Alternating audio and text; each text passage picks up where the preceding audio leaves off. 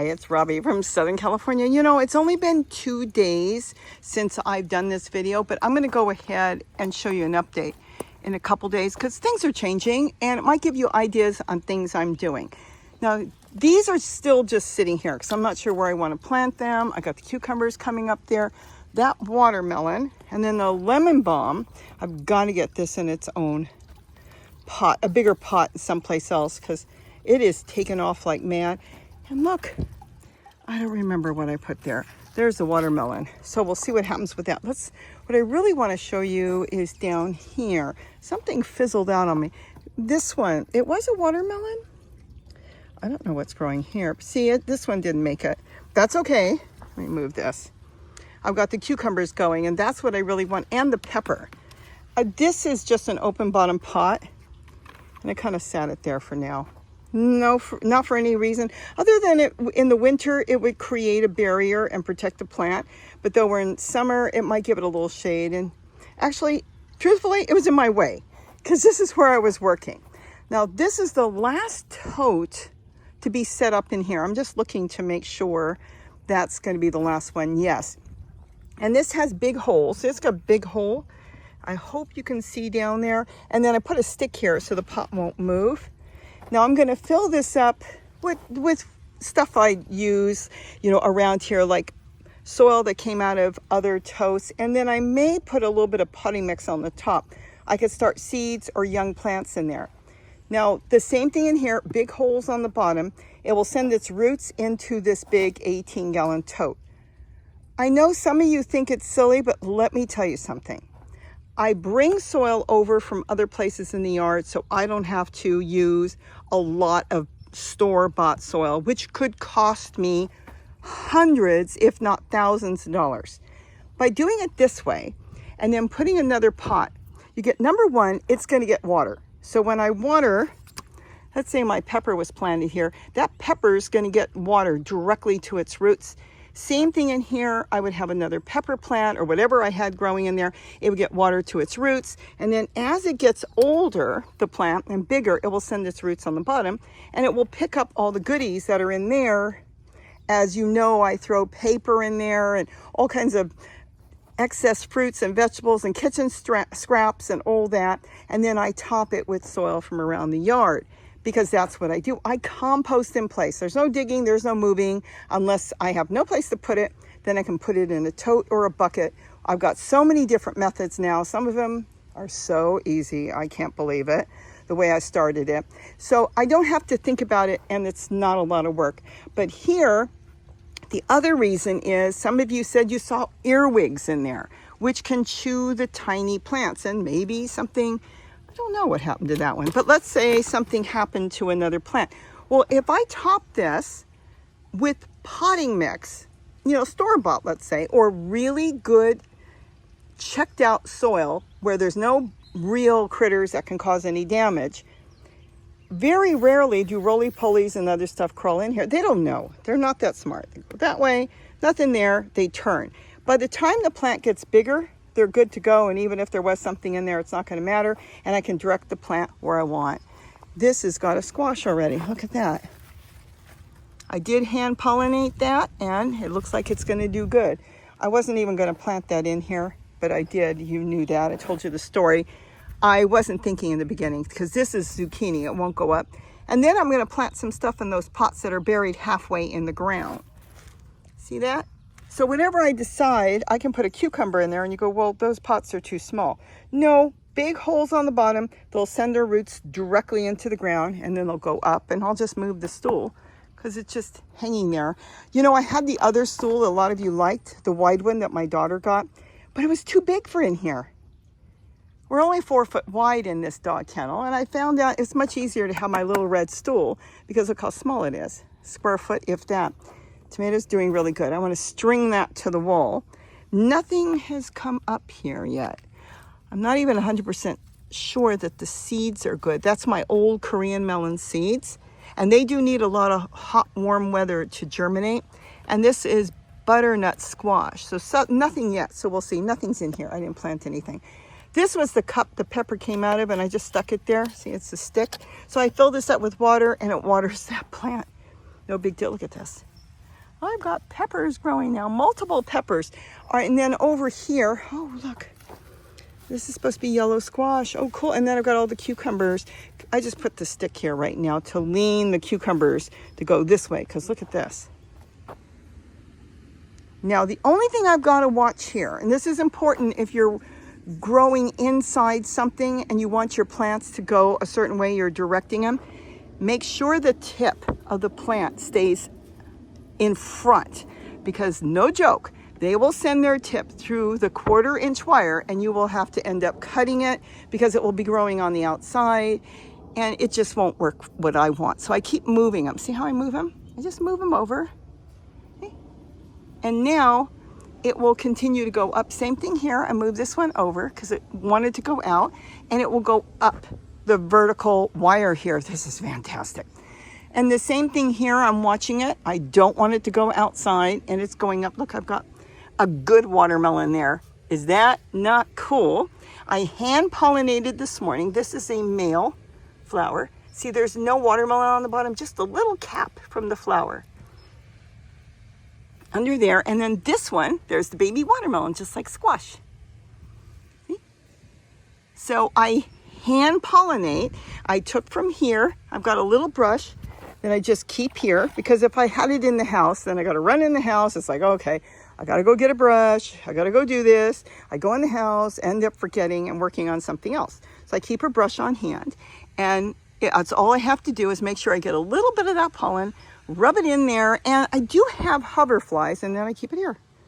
I do have hoverflies here, so they may be doing some of the pollinating as well, but you want to have your things on hand, not where you're going to have to go looking for them, because if you got to look for it, mark my words, you will either forget, and it could be too late.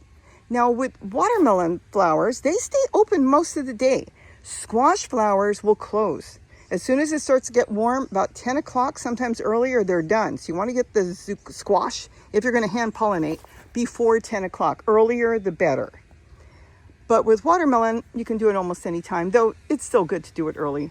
I've done some here. See, this one didn't take, and that's okay. It was really small. I don't know if you can, let me go this way. See this one? That one did not take. We don't even want that on there. Let me just drop it in here. And that's what happens when they don't take. Is there another one here? No, but there's one here. So I could do the same thing there. I like when they look really big. Sometimes you can see the fruit looks really big. I don't know how much pollen's on there, but we'll do it anyways. And this one's not as big. If you look at this one, see how much bigger that one is? Right there. Where is it? There. That's a really nice big flower and a big fruit. So I'm kind of being selective. Now, why would I be selective on watermelon? These are sugar babies. They're in a tote. They're not in the ground. I don't know if I'd even push 3 on one plant, because it's got to feed the whole plant and the fruit it's growing. I'm probably going to push 2, and then that will be it. And then I could start another plant somewhere else. So the plant is focusing on the fruit. I mean, if I lopped it off there, that fruit would just take off. I've done it, and I've had a fruit in 30 days. But I'm going to leave it because I know there's so much in these totes, and these are like 27 gallons. And I know I've got a lot of plants growing in here, which I could chop out at any time. I may end up taking out this. What do I have here? Oh, we don't touch that. Looks like a bee got in here. Okay. I may take out the watermelon. This is a potato. I could yank it out and stick it in a pot. And this is another watermelon. At some point, I may yank them out. I'll probably make some compost tea, go grab some leaves. I don't have any brassicas in here, but I'll get some brassica leaves, tree-colored, kale, anything. Soak it in a bucket, and in a few days, go through and start watering these plants, and that will even give it an extra boost. But I thought I would give you an update. These are just sitting here. These aren't doing anything. That one's got an open bottom, so that pepper, if he takes off, will grow in there. You know, let me show you this. I just put this here this morning. This is a piece of irrigation tubing. Ay, ay, ay. What am I going to tell you about this? If you have earwigs and you put a piece of irrigation tubing down, they load themselves in there, and they sleep in there, and they live in there. And how do I know that? I've seen it. I've done it. They'll even climb up a stick if you've got irrigation tubing, let's say on a tomato stake. they'll still squeeze in there and they just love it. So I'm putting it in there to see if there's any earwigs. I haven't seen any since somebody else said they saw it, and they could be in there.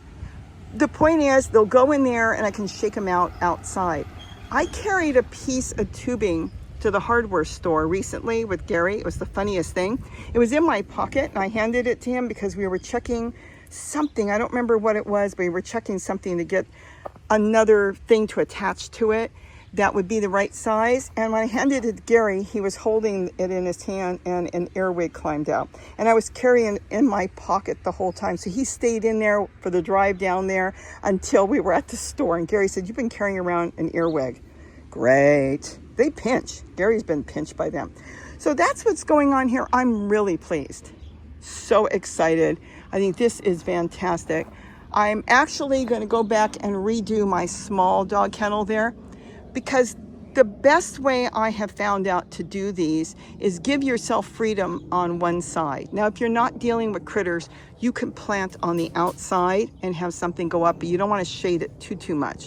So you wouldn't want a whole bunch of shaded plants there, but beans and stuff. I was going to put pots here, but then I'm going to be dancing through here.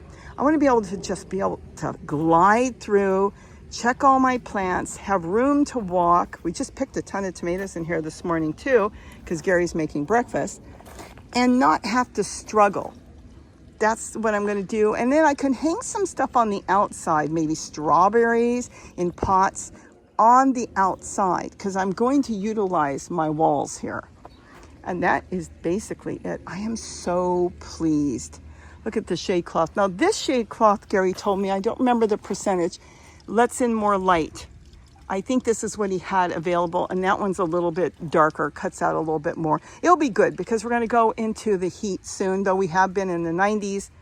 It's terrible. The heat doesn't bother me. And obviously it doesn't bother the plants because we have been in the 90s. But when we hit the hundreds, then that's a different story, and I've really got to watch the plants. So that's the update for now.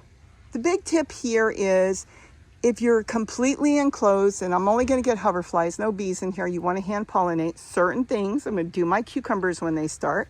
That's the cucumber. Look at this. It is doing what I want. Look.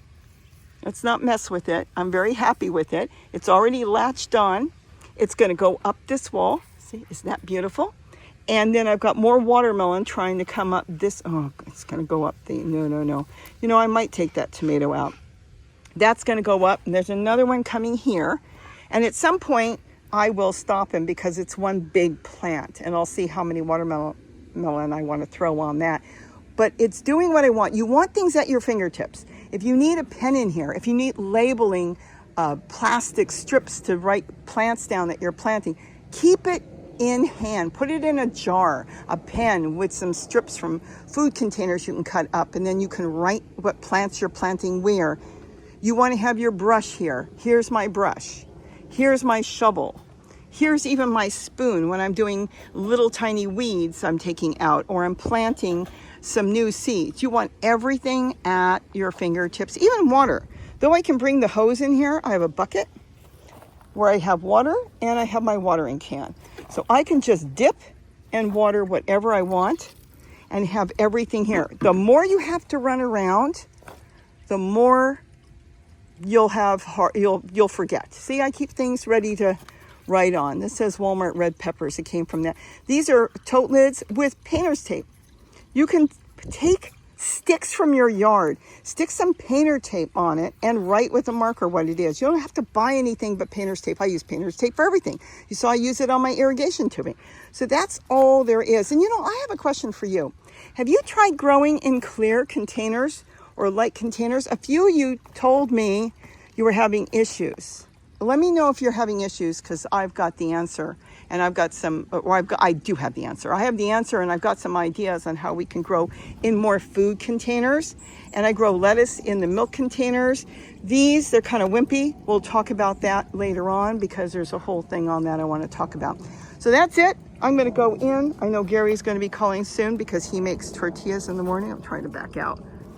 This is just wonderful. But I am going to redo the other one so I can step in there and pack that thing, because I'm kind of going on both sides and it makes it harder. I'm kind of weaving as I go in, and I don't want to weave anymore.